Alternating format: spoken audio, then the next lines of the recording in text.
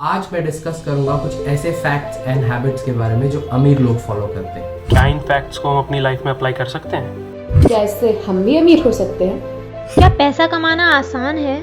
पैसा कमाना आसान तो नहीं होता, पर अगर हम पैसे को एक पॉजिटिव माइंडसेट के साथ देखेंगे तो पैसा कमाना एक तरीके का आर्ट हो गया और पैसा कमाने वाला एक आर्टिस्ट। और किसी भी आर्ट को मास्टर करने के लिए उसमें कुछ रूल्स, हैबिट्स और डिसिप्लिन्स बनाने पड़ते हैं।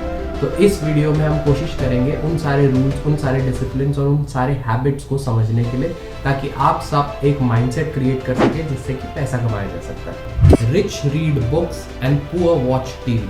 अगर आप ध्यान से देखें, एक ऐसा इंसान जिसने बहुत ज़्यादा पैसा नहीं कमाया है, वो अपना टाइम टीवी और सोशल मीडिया पे स्पेंड करता है। और अगर आप इसको इवैल्यूएट करने की कोशिश करें तो शायद 50% से भी ज़्यादा उसका लाइफ या तो सोशल मीडिया या टीवी को चला जाता है। दूसरी तरफ एक अमीर इंसान अपना टाइम स्पेंड करता है बुक्स पढ़ते हुए। बिल गेट्स आज भी अप्रॉक्सीमेटली 50 किताबें पढ़ लेते हैं एक साल में, और ये किताबें कोई क्रिंज कंटेंट प्रोड्यूस नहीं करती। ये वो कंटेंट होता है जो बाकी अमीर लोगों के नॉलेज के बारे में होता है। तो वो अपने नॉलेज को अपने ही सर्कल में डिस्ट्रीब्यूट करते हैं और उसको ग्रोथ बना के आगे बढ़ते हैं। Rich people focus on multiple sources of income. एक गरीब इंसान अपने आप को एक ही जॉब में इतना ज़्यादा एंगेज कर लेता है कि वो पूरी तरह से उस पर डिपेंडेंट हो जाता है। और जब ऐसी सिचुएशन क्रिएट होती है पैंडेमिक जैसी, और अगर किसी की जॉब चली गई तो वो पूरी तरह से शैटर हो जाते हैं। और दूसरी तरफ अगर मैं अमीर इंसान की बात करूं तो वो अपने लिए छोटे छोटा करके इतने सारे सोर्सेज ऑफ इनकम क्रिएट कर लेते हैं कि अगर कोई मेजर प्रॉब्लम आती भी है तो बाकी जगह से उनको सपोर्ट मिल जाता है। Rich people see opportunity in problems. जहां एक गरीब इंसान को प्रॉब्लम्स दिखती है, वहीं पे एक अमीर इंसान को अपॉर्चुनिटीज दिखती है। जब 2018 में रिसेशन आया तो सारी दुनिया को ये एक प्रॉब्लम दिखा, बट वहीं पे एक इंसान जिसका नाम था सतोशी नाकामोटो, जो एक अनोनिमस नेम है, उसने उठ के बिटकॉइन और ब्लॉकचेन को क्रिएट किया, जो आज दुनिया की सबसे बड़ी करेंसी है। Rich people blame themselves for their failures. जब एक गरीब इंसान फेल होता है लाइफ में या बिजनेस में, तो वो रीजंस ढूंढना शुरू करता है और वो कहता है शायद मेरी सरकार गलत थी, सिस्टम गलत था, मेरे दोस्त गलत थे, मेरे रिश्तेदार गलत थे।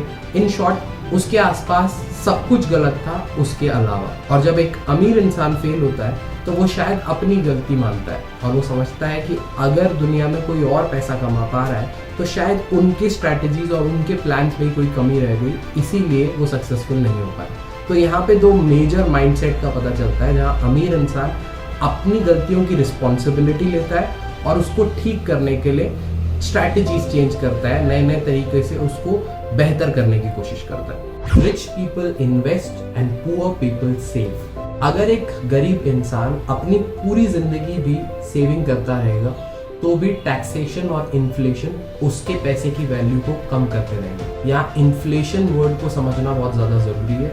इन्फ्लेशन एक ऐसा राक्षस है जो आपके पैसे की वैल्यू को हर साल कम करता रहता है। एग्जाम्पल, अगर 2020 में आपने 1 लाख रुपए सेव किए हैं तो अब उसकी वैल्यू ऑलमोस्ट 90 to 92,000 ही रह जाएगी। इसीलिए कई सालों तक भी पैसा सेव करने के बावजूद ऐसे लोग जो बहुत ज़्यादा पैसा नहीं कमा पाते, या एक गरीब इंसान को हमेशा ये लगता है कि उसने बहुत ज़्यादा पैसा सेव नहीं किया।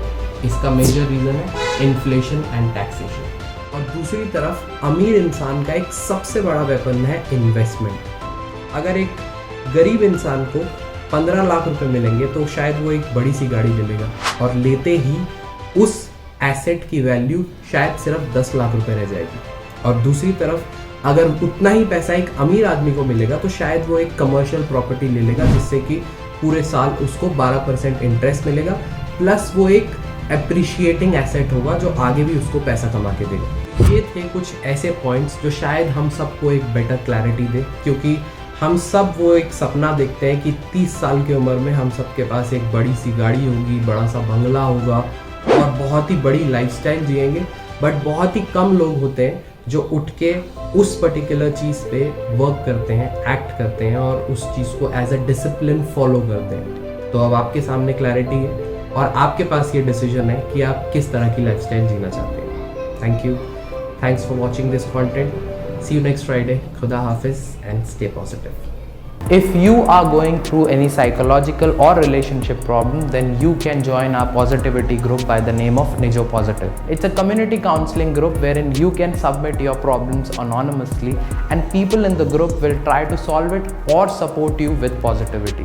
The link is in the description below. Thank you. Bye-bye.